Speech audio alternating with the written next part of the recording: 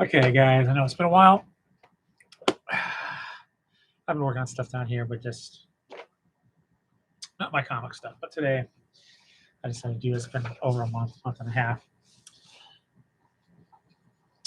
I opened up this box and I thought, yeah, this is some good stuff. I think you guys, you people, you guys, viewers like you, enjoy. Yes, you have good taste because you're watching it. But I'm just going to dig right in. Got a diamond box here. You know what that is. And here we start off. You saw the thumbnail. Those are the two books on the top of each pile. So starting on the right, we have Fantastic Four Visionaries, Volume 6, which I think is the last end of his run. John Byrne. Yeah, there's some stuff in there that's not.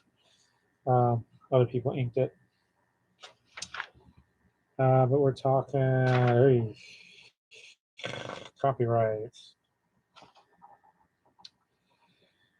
1985.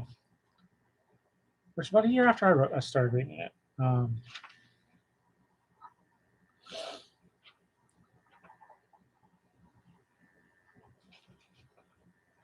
So, John Byrne, Fantastic Four, good stuff. You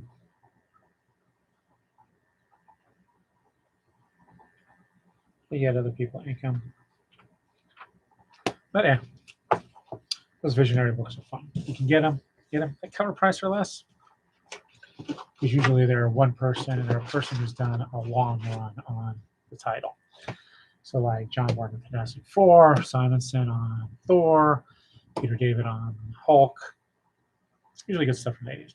Next, of course, is a rare, I think, Barnes & Noble edition of The Amazing Spider-Man. Marvel was testing out the market for paperback versions of their Marvel Masterworks. So they did a series. Interesting that the barcode on the back is covered up. Because I think, it was originally $12.95. Barnes & Noble, imprint, $12.95. I got it. Low price of $4.98.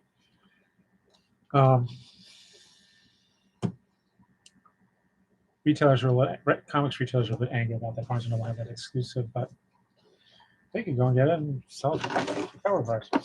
Next, we have Sparks, an Urban Fairy Tale by Lawrence Marvett. Slave of the Graphics. I don't know what has happened to this cartoonist. Paul Dini did the forward.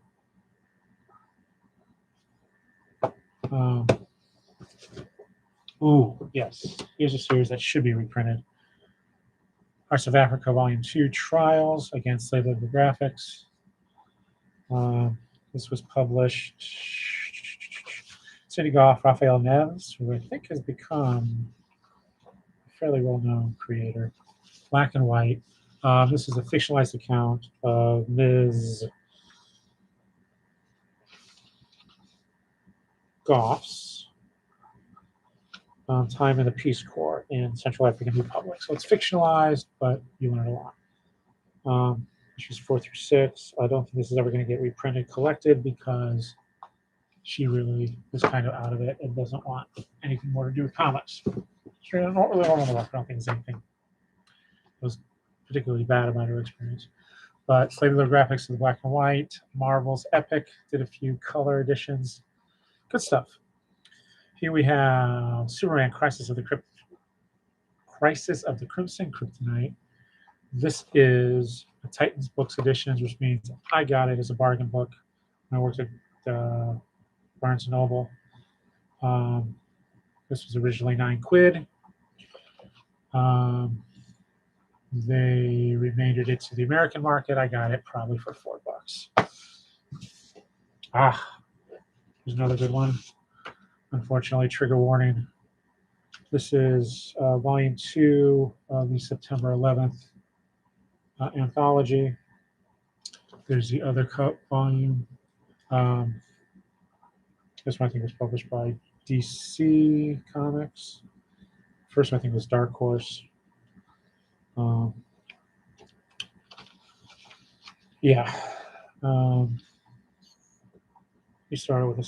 Oh wait, no. We started with a story by Stephen T. Siegel, Bill Eisner, Joe Kelly, Dwayne McDuffie, Joe Duffy, Dan Abnett, Paul Levitz, Tom Mandrake, Kurt Busiek, Gary Fields, Darwin Cook,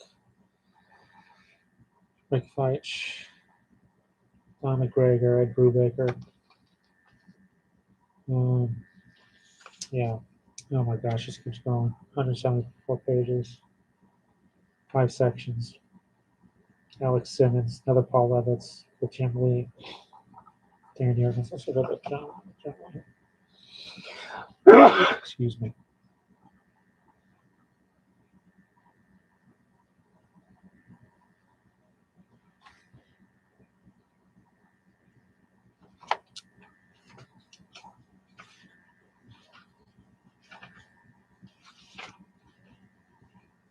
Oh, Lucian's story. Interesting.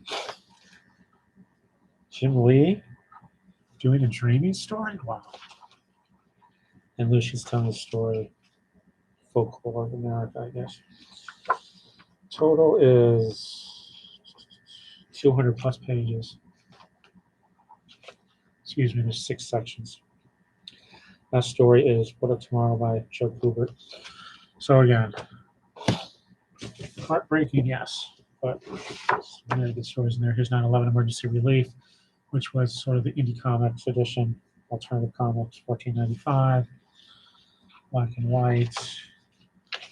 Jeff Smith has a story here, if I remember correctly. John Barr, China Wheeler, Tom Beelan, Nick Evans, another Will Eisner, Tom Hart, Fly, which I knew for a while when I lived in New York City. I haven't seen her for decades. Joyce Brabner, Peter Cooper, Gail Simone, really. Jeff Smith, yeah. Gail Simone, David Alvarez.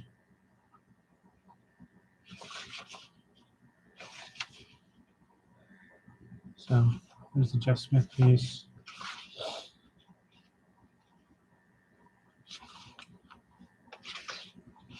Gail Simone's piece. And of course, here's the first one of that 9/11.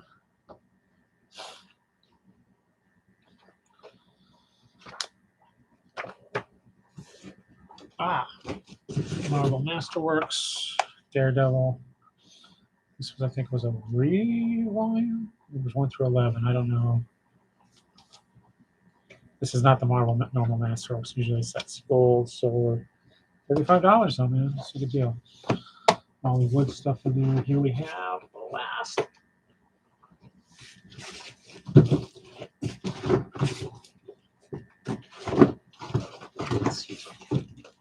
There we go. Oh, 2 more. Amazing Fantasy again. You saw the previous one. Paperback, $35. And here we have Techniques for Drawing Female Manga Characters. Graphic Shaw, highly recommend. If you want to draw comics in general, I mean, I know this is manga style. Let me show you. Yeah, for example, they do various volumes. I think they've done over like 20 plus volumes, all in different subjects. One's just on mecha, for example. This is $20 when I bought it. As it is English, but it has the Japanese. Now, very old. Jeff Smith Bone, The Dragon Slayer. This is volume. Oh, I actually bought this at auction. $30.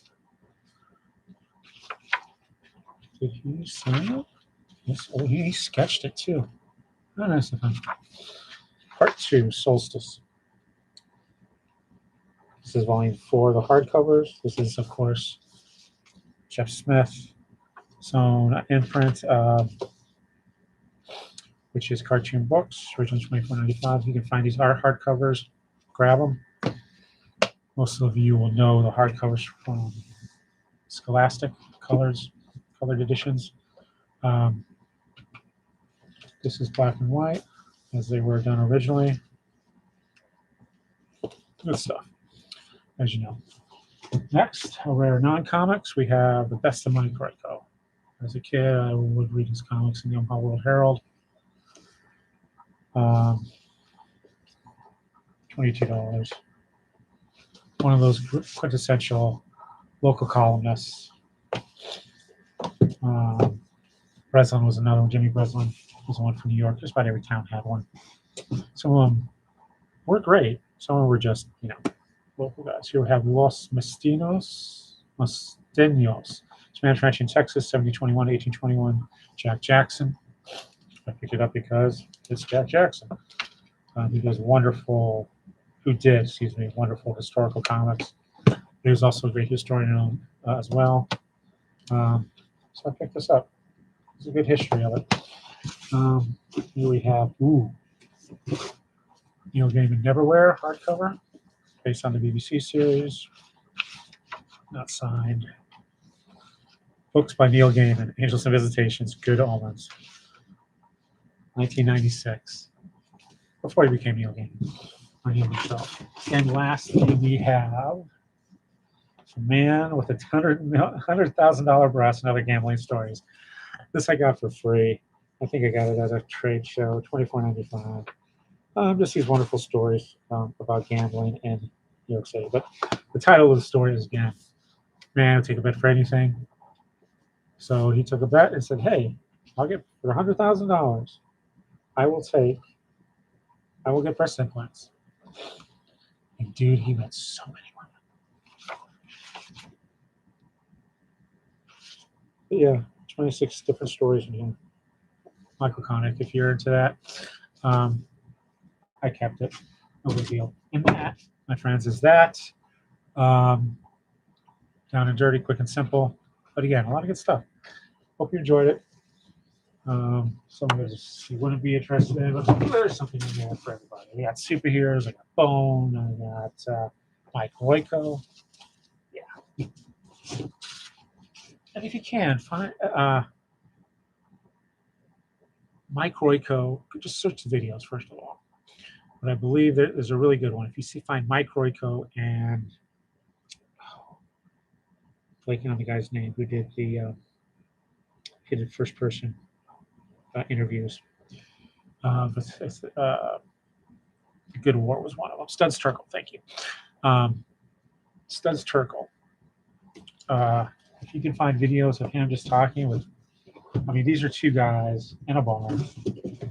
I don't know if there's a video of those two talking with Roger Ebert.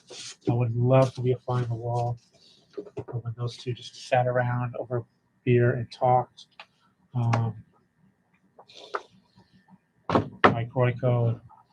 I think the one video that I remember is him talking about softball, men's softball, Chicago softball, which also goes into Wisconsin, which is not softball, normal softball. Good stuff. But yeah, Google him, see if you can find it, a listing online, see if you can find stuff that's archived online. Chicago Tribune, I think he wrote for. Yes, it was Charles, because I read it in college. Guy down this hall subscribed to the newspaper, so I grabbed it when he was done with it. But good stuff. Mike Royko is good. One of those guys who just, I don't know how you describe it, just a voice of the city and voice of reason. Make you think, make you laugh. If you can, probably one of his best pieces is his memoriam on John Belushi, who he knew the family. Sad. I think that's in Roger Ebert's, one of Roger Ebert's books about best writing about Hollywood, about movies. Anyway, that box is, why did I pack it up for? Because I got a text now. Anyway, again, thanks for watching. I hope you'll see me soon. I hope I'll be back soon. Then enjoy, share what you're passionate about. Hopefully you find some people who enjoy what you do, and that just makes it more fun. Excuse me. Until then, hope you're having a great summer. And yeah, Bye for now.